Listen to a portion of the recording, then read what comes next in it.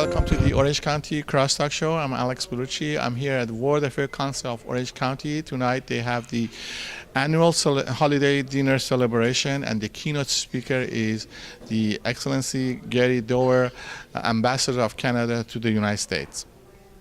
He's going to be talking about the Canada and U.S. relations, foreign policy, domestic relations, defense, and the environment. So it's my pleasure to introduce Ambassador Gary Doer. Il faut d'abord que je dise quelques mots en français parce que je sais que c'est le Canada, alors le Canada il parle français, il parle anglais, alors c'est obligatoire que je dise quelques mots en français. Bienvenue, Monsieur l'Ambassadeur. On est très content que vous êtes venu ici. C'est notre plaisir, Monsieur. It's our pleasure to have the ambassador here. I always remember I got to go to a national conference that Sir Eldon put together in Ottawa, and every Canadian politician who spoke to us, and the diplomats, had to speak. It was obligatory. They spoke in both English and French. I think they've loosened up the rules a bit, but that left an impression on me. I thought, that's great, English and French. We all get to share it that way. In October 2009, Ambassador Doer assumed his responsibilities as Canada's 23rd representative to the United States of America. Prior to taking up his current position in Washington, Ambassador Doer worked and served as Premier of Manitoba for 10 years. During that time, he worked extensively with the U.S. governors to enhance Canada-U.S. cooperation on trade, agriculture, water protection, climate change, and renewable energy. Ambassador Doer won 3 consecutive elections as Premier of Manitoba with successive increased majorities. In other words, he was more popular in each election. That says something. In 2005, he was named by Business Week magazine as one of the top 20 international leaders on climate change. His government introduced balanced budgets during each of his 10 years in office while reducing many taxes, including a plan to eliminate small business tax. I think we can, in Orange County, we can be grateful for that concept. As Premier, he led strategic investments in healthcare, education, and training and infrastructure. I can say this, we had the pleasure, also when we were in Washington, to attend the Canadian Embassy as their guests. A group of us got to go. Ambassador Doer was with us. I got to say a few words in French, but of course they explained to me he's primarily English-speaking region. But nevertheless, I had my opportunity. And I can say this, the special relationship between the United States and Canada was evident that evening. We were treated very warmly, graciously, and it was a pleasure to meet the ambassador, his staff, and all the people there. And so I'd like to introduce our special guest this evening, Ambassador Gary Doer. Please welcome him, ladies and gentlemen.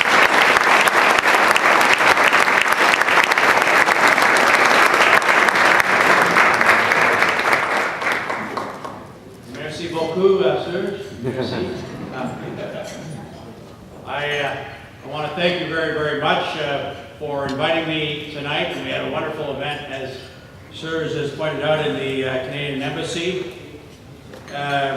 It's quite an honor to be speaking after Sir Eldon and the opera singing of Cesar Sanchez. I don't know who did my advance, but this sounds like a terrible setup. You know, how can you be following a joke about Bill Clinton and Timbuktu and Oh Holy Night? I'll do my best, but I think the opera Ness and Dumb sometimes perceived as a funeral opera, sometimes not. But I love the music, and I'm really pleased to be here. But I think you're supposed to have that kind of opera music to end the night, not have a diplomat come up and say a few politically correct words to you in this wonderful World Affairs Council. I have never, ever been to World Affairs Council with this kind of flair and dynamism. To have the opera and Sir Eldon presenting his views. It was wonderful. So I just think you should be very blessed by your leadership here tonight. I actually had been to California a lot of times as ambassador and before that as premier, and I did work on climate change with California. I actually was with Tony Blair and Arnold Schwarzenegger when I was premier, and we announced together an international agreement on light vehicle emission standards to be provinces and some countries and some states would join together in pushing towards vehicle efficiency standards, especially throughout North America. So I was very pleased to be here.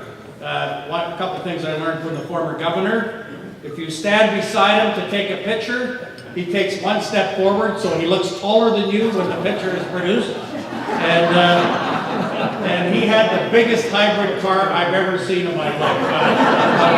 That big Hummer, but it don't work for him.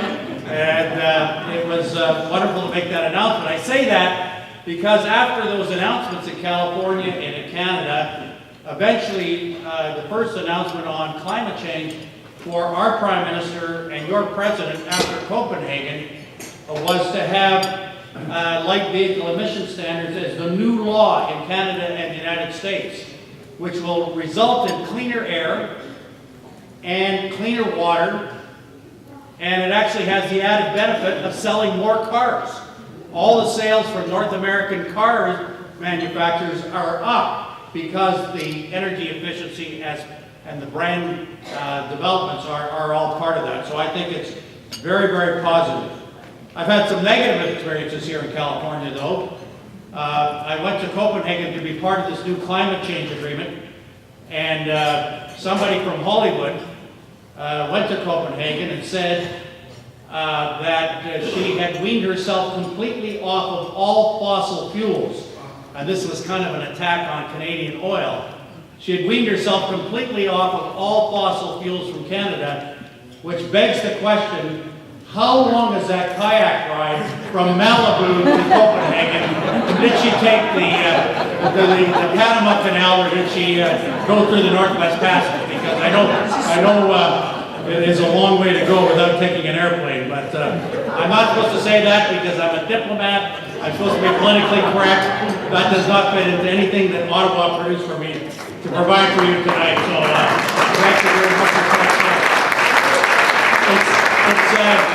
It's great to be here with David Franson and the LA team, our Council General here. I just want to say that Orange County is a little bit of a secret in Canada. You know, California is perceived as a wonderful state with Hollywood in the south and Silicon Valley in the north. And there's a lot of untold successes, I think, in Canada from Orange County.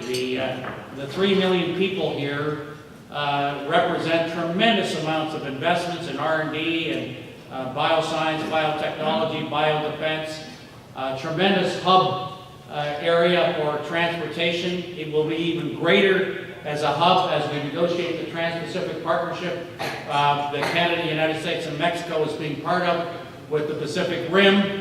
And I believe that we've got a job, David and I, as Canada's representatives, and you as members of this Orange County Council on World Affairs, World Affairs Council, we have a job to do to get out these successes, because we can continue to be a bridge between our two countries and between Orange County on the opportunities that exist for the development of many, many more ideas and products. Many people don't know that Canada is your largest customer in all of the United States. We buy more goods in Canada than the whole European Union put together. And most Americans, if they were asked that question, they wouldn't be able to answer correctly, because it's perceived as other countries are your largest customers, like China. And Canada and California, I think the two-way trade is $41 billion. So there's a lot of jobs, a lot of development, but a lot of opportunity in front of us. I often think we should use California people more often in Washington. I have been in Washington for the last 4 years. I'm on my 4th debt ceiling crisis. I've been on my 15th budget crisis. I've been on my 3rd sequestration proposal. It's interesting to be part of that. But there is no Monty Hall in Washington. Monty Hall exists in California. And we've got to bring Monty Hall to Washington to negotiate more deals, more stability, more predictability, and I think therefore we would get a lot more investment in the world with that kind of deal making that is so very important in any kind of democracy where compromise is part of what democracy entails. In terms of Canada-U.S. relations generally, and Sir Eldon went through a lot of the issues, but I just want to go through some of them. We have a great relationship with the United States. It's not perfect, but ever since the War of 1812, we've been allies. We won the War of 1812. The Americans will claim they won the War of 1812. The Brits will declare they won the War of 1812. But Canada won the War of 1812. And ever since then, we've been allies and neighbors with the United States. First World War, Second World War, what is called the Forgotten War in Korea, which just commemorated the 60th anniversary of the truce in that part of the world. We've been together. We're together as we speak tonight in Afghanistan with the transition that's taking place with the NATO countries. And in the Middle East, we've been together a lot more than maybe people realize. Beyond Afghanistan, where, as I say, the transition is taking place. We were in Libya with you. In fact, it was a Canadian general who could parle français to deal with some of the challenges in Europe. Was trained by the USA, was from Montreal. General Bouchard that was in charge of that NATO mission. We're together with the United States on Syria, although we did not draw any so-called lines in the sand, and we're quite worried about arming rebels who may turn those arms against us, parts of that in the future. And this is a very horrific situation, a very difficult situation, and we do not pretend to have any easy answers on it. We had with Sir Eldon a discussion about Syria prior to this dinner. I just think it's important to note that in Washington, after the vote went down in the House of Commons a day later, the President had pledged to go to Congress to get authorization for a short, sharp strike on Syria as a consequence for using chemical weapons. And I would dare say, it would be my assessment, that there was no more than 100 votes out of 535 people, at least out of the 435 in the House of Representatives, that were going to vote for that resolution to authorize the President to use military action. I think in Washington today, it's just my assessment as a neighbor and as a friend, that people there's a fatigue about the wars that have taken place in the Middle East in the last number of years. And there really is a political alliance, if you will, on authorizing the President to go forward between people that would be described as Pat Buchanan isolationists and people that could be described also as pacifists. And that really is a dynamic that not only do I understand as a Canadian ambassador, but other countries understand it very well, that our friends, other countries that are allies understand it, and other countries that potentially could be adversaries understand it as well. And that brings us to Iran. The agreement that was reached, we hope works, Canada hopes works. We're very skeptical about Iran, about the regime in Iran. but we agreed that every diplomatic measure must be taken to get a diplomatic solution, because the alternative is a very serious option, because all the allied countries, including our friends in Britain and Canada and the United States, have pledged that Iran will not obtain a nuclear weapon, and all options are on the table, including military options are on the table if a diplomatic solution is not found. So this is very serious. It's very important that sanctions work and an agreement is reached.